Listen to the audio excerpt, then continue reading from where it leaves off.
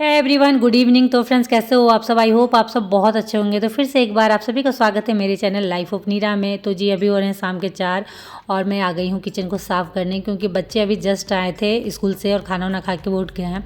तो उसके बाद थोड़े बहुत जो बर्तन थे वो मैं धो लेती हूँ फटाफट। थोड़ा बहुत जो काउंटर टॉप साफ़ करना था वो कर लेती हूँ, क्योंकि आज दोपहर में खाना बनाने के बाद मैंने कुछ भी साफ़ नहीं किया था। नहीं तो मोस्टली ये होता है कि जैसे खाना बनाती हूँ उसी वक्त मैं काउंटर टॉप और जो भी थोड़े बहुत बेसिन में बर्तन है वो क्लीन कर देती हूँ। बट आज छोड़ दिया था, रीज़न मौसम, क्योंकि सही में आज बहुत ज़्यादा ठंड लग रही है, हालत ख़राब हो रखी है, जिसकी वजह से काम करने में भी काफ़ी परेशानी हो रही है। और सबसे बड़ी बात आलस, सही में मुझे आज सुबह से काफ़ी आलस लग रहा है कि कुछ ना करूं, बस ऐसे चुपचाप बैठी रहूं एक जगह। उसकी वजह से सारे काम मेरे पेंडिंग पड़े हुए हैं। तो सबसे पहले चलिए जितने सारे बर्तन हैं उन्हें क्लीन कर देते हैं, क्योंकि ठंड तो ऐसे भी है और जैसे जैसे टाइम बीतेगा, जैसे जैसे अंधेरा होगा वैसे ठंड और भी बढ़ेगी और पानी और ज़्यादा ठंडा होते जाएगा। तो उससे अच्छा है कि पहले ही हम जितने बर्तन हैं उन्हें क्लीन करके रख दें।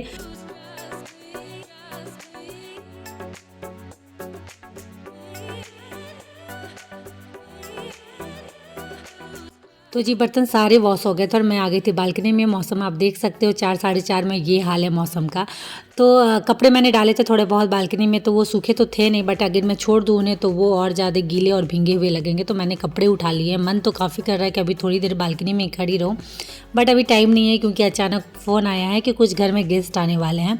तो उनके लिए कुछ और तो नहीं, हाँ चाय बनाना है, क्योंकि वो बहुत जल्दी वाले गेस्ट है। मतलब तुरंत आना है, तुरंत जाना है। तो उस बीच में आप क्या दोगे और क्या करोगे, तो सिर्फ चाय ही देना है। तो वो भी हालत ऐसी हो रखी है कि चाय भी आज लग रहा है कैसे मैं किस तरीके से बनाऊँ।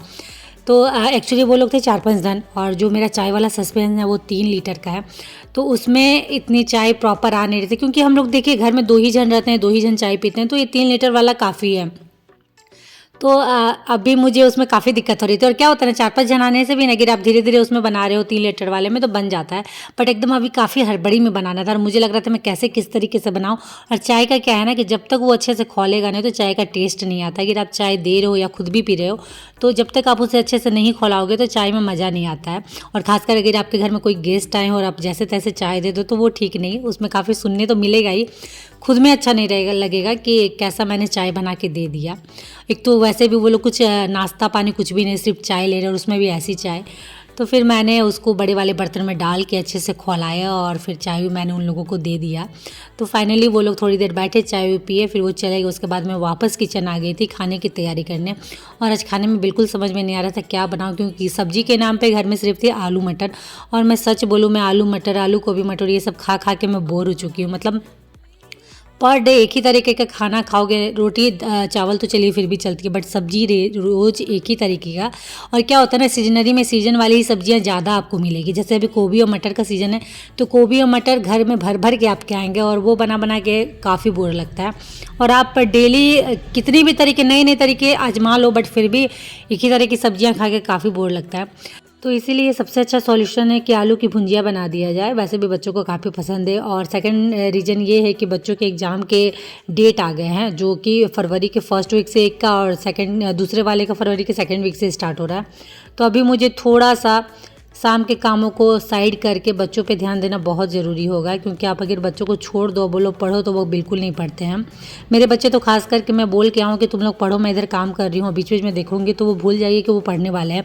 जब तक आप उनके साथ नहीं बैठो वो बिल्कुल नहीं पढ़ते। अगर बच्चे आपके 2 घंटे पढ़ रहे या 1 घंटा पढ़ रहे तो आपको जितनी देर बच्चे बैठे हैं आपको भी उनके साथ उतनी देर बैठना ही पड़ेगा, तभी वो कुछ पढ़ेंगे। भले आप सिर्फ बैठे रहो, कुछ भी मत करो, लेकिन उनके साथ आपको बैठना ही है। और अभी क्या होता है ना, जब फाइनल एग्जामिनेशन होती है तो बहुत सारे बच्चों को स्कूल से असाइनमेंट वर्क प्रोजेक्ट मिलते हैं, तो उनमें बच्चों का हेल्प करना भी ज़रूरी हो जाता है। बहुत सारी चीज़ें उन्हें समझ में नहीं आती तो उन्हें भी बताओ, तो वो सब बड़ा हेडेक लगता है।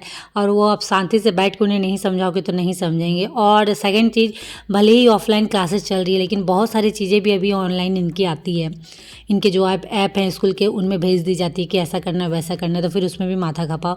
तो बहुत सारी चीज़ें हेडेक रहती है। बड़े वाले को तो कुछ भी नहीं हो, उसे आप थोड़ा बहुत समझा दो वो कर लेगा, लेकिन युग के साथ बड़ी दिक्कत होती है। अभी भी देखिए वो उसके पढ़ाई में लगा हुआ है, उसे अपना नहीं पढ़ना है। मतलब दोनों भाई साथ ही बैठेंगे, बट ये नहीं कि अपना अपना, ये उधर ही रहेगा कि प्रीत क्या कर रहा है, तो वो चक्कर है। तो फिर दोनों को मैंने थोड़ा सा टाइम दिया, थोड़ा सा बैठाया मैंने और उसके बाद मैं वापस आ गई थी किचन में क्योंकि 9 बज गए थे। और यही चीज़ थोड़ी सी दिक्कत होती है कि आपको सब तरफ मैनेज करके चलना पड़ता है। घर के काम तो एक तरफ है ही, बच्चों को भी दूसरी तरफ आपको देखना बहुत ज़रूरी है। तो सारा चीज़ एक साथ लेके चलना है कि घर के काम, बच्चों की स्टडी, सारे चीज़ को। तो उससे क्या होता है ना कि थोड़ा बहुत इधर उधर अनबैलेंस हो जाता है। भले ही आप कितना भी मैनेज करने की कोशिश करो, बट थोड़ा बहुत तो जैसे कि अभी देखिए रात के 9 बज गए हैं और अभी मुझे खाना फटाफट बनाना है। तो उस वजह से मैंने बच्चों की पढ़ाई के बीच में ही भुंजिया को मैंने एकदम मीडियम आंच में बैठा दिया था कि धीरे धीरे ये बनेगी। और सही में भुंजिया की एक ये क्वालिटी भी है कि अगर आप उसे मीडियम आंच में, धीमी आंच में धीरे धीरे बनाओगे ना तो बहुत टेस्टी लगती है। तो इसमें मैंने ऐड किया था थोड़ा सा मटर, मैंने मटर एकदम हल्का सा ऐड किया है क्योंकि बच्चों का क्या है, उनके मूड पे डिपेंड है। कभी तो वो अच्छे भले खा लेते हैं और कभी कभी क्या होता है कि आप भुंजिया या सब्जी में मटर दो तो वो उसे निकाल लेते हैं, मतलब निकाल के किनारे रख देते हैं, वो मटर को खाना नहीं है। तो उनका मूड का कुछ समझ में नहीं आता है कब क्या, तो इसलिए मैंने एकदम हल्का सा मटर उसमें ऐड किया है।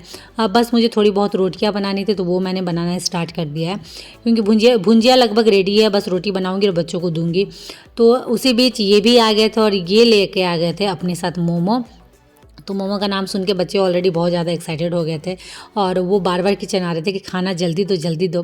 तो लगभग रोटियां बन चुकी थी, बस बच्चों को लगाना बाकी था। तो चलिए साथ ही साथ बच्चों को खाना भी लगा देते हैं। तो मोमो और रोटी दोनों साथ में मैं निकाल के दे दूँगी जिनको जो खाना है, क्योंकि अभी फिर मोमो दो फिर अलग से फिर खाना लगाओ, तो उससे अच्छा है कि साथ में दे देती हूँ, जिनको जो खाना है वो खा लेंगे। क्योंकि ऐसे में ना बर्तन बहुत ज़्यादा हो जाते हैं बारी बारी अगर आप कुछ खाने के लिए दोगे बच्चों को। तो वैसे भी खाना का ऑलमोस्ट टाइम हो ही चुका था, तो दोनों को मैं दे दे रही हूँ साथ साथ, जिनको जो खाना है वो खा लेंगे। क्योंकि क्या होता है ना, बाहर से अगर आप कुछ लाते हो तो फिर बच्चे घर का खाना भूल जाते हैं, इसलिए मैं दोनों को साथ में दे रही हूँ कि थोड़ा बहुत मतलब वो भी हो जाए और ये भी हो जाए। तो चलिए बच्चों को लगा देते हैं फटाफट खाना। अच्छा, और किन्हीं का मैसेज आया था किचन से रिलेटेड, तो किचन में हूँ तो इसलिए भी याद भी आ गया था। तो मैं भूल जा रही थी, एकदम मेरे दिमाग से निकल जा रहा था कि आपकी किचन का साइज़ क्या है। तो जी एक्चुअली मेरे किचन का साइज़ 8x10 है। बहुत बड़ी किचन तो नहीं है, छोटी ही है, बट हमारी फैमिली भी छोटी है तो उस मुताबिक ठीक है हमारे लिए।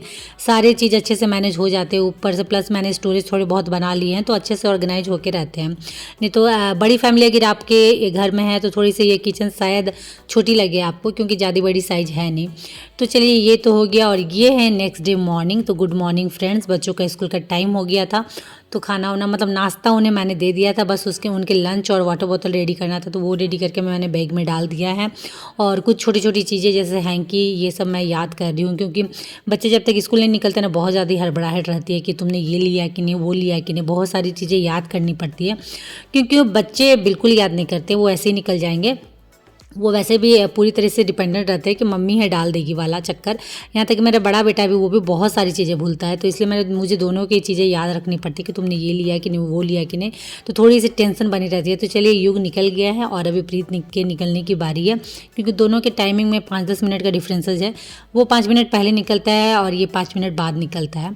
तो उसके बाद मैं ऊपर आ गई थी सबसे पहले खिड़की खोलने घर की, क्योंकि सुबह सुबह घर की खिड़कियाँ खोल देना सब बड़ी ताज़ी हवा और एकदम फ्रेशनेस सी लगती है। और जब तक मेरे घर में झाड़ू पोछा नहीं होता है खिड़कियाँ मैं ऐसे ही खोल के रखती हूँ। गर्मी दिन में तो वो दिन भर रहता है, बट ठंड की वजह से अभी मोस्टली सुबह में सारी खिड़कियाँ खोल देती हूँ। झाड़ू पोछा हो जाने के बाद खिड़कियों को बंद कर देती हूँ, क्योंकि सही में बहुत ज़्यादा हवाएं आने लगती है बाहर से और घर आपका एकदम चिल्ड हो जाता है। तो फाइनली दोनों बच्चे निकल गए थे और साथ ही साथ ये भी निकल गए थे और मैं बच गई थी घर में अकेली डेली की तरह सभी के जाने के बाद।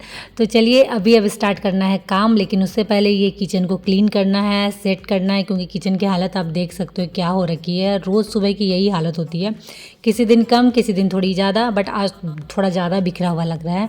हर एक जगह आपको बर्तन ही बर्तन नज़र आएंगे और जब ज़्यादा बर्तन नज़र आने लगते हैं ना तो फिर काम नहीं करता है दिमाग कि क्या कैसे किधर करूँ।